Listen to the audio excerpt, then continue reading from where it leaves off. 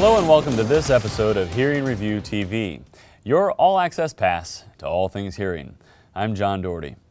We begin this episode with new technology from ReSound. The Minnesota-based company is offering a new proprietary remote microphone technology that enhances natural directivity, spatial awareness, and wind noise performance in aids.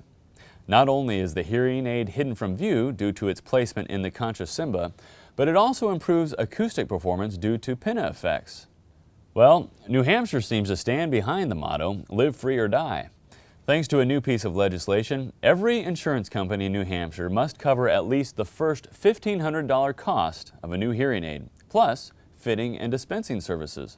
Furthermore, the new law puts hearing benefits on par with other common medical services. In other words, all hearing benefits cannot be subject to any deductible or coinsurance or copay that is greater than any other benefits provided by the insurer. The New Hampshire law, passed in 2010, became effective January 1, 2011. A similar law went into effect at the same time in North Carolina, with a coverage limit of $2,500 per ear every 36 months and an eligibility cap of 21 years old.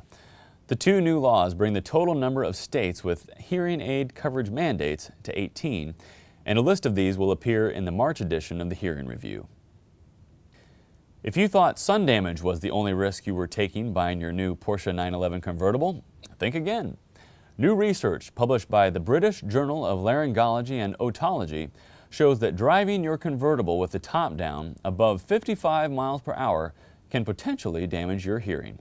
It should be noted that during the data collection, the car stereo was turned off, there was no conversation between occupants, air conditioning was turned off, the car horn was not used, and there was no rain or other inclement weather. The good news is that when the top is closed, there is no more than minimal risk of excessive noise exposure above 55 miles per hour. And in diagnostic news, researchers from the University of Iowa have helped develop a new test that will simultaneously screen all genes for inherited deafness. The test, otoscope, is reported to screen all kinds of genes known to cause deafness in a single test within 1 to 3 months and for about $2,000. While that is still a lot of money, the improvements are unparalleled. Traditional testing involves sequencing one gene at a time to test the exact genetic cause of inherited deafness, and can take up to a year. This older method also comes at a much higher cost of around $1,000 per gene and about $75,000 to test all known genes. Is there an app for that? iPhone and AT&T have released a new video relay service for iPhone 4 that allows deaf and hard of hearing customers to make VRS calls.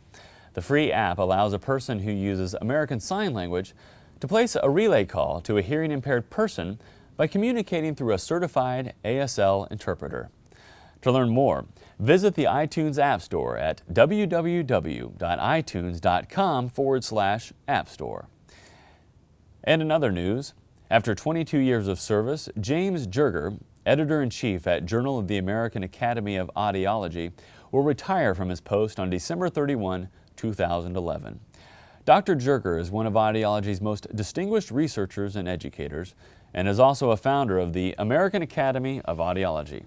The Academy is now searching for a new editor-in-chief who will begin on January 1, 2012. And finally, NIH-funded researchers were able to eliminate tinnitus in a group of rats. The research shows that by stimulating certain nerves, the ringing sounds associated with tinnitus can be eliminated in rats.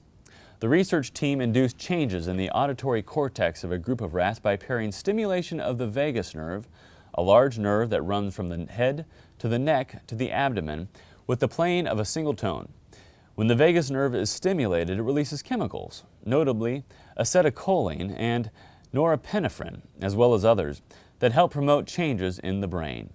The research team tested several frequencies and lengths and found promising results after therapy began.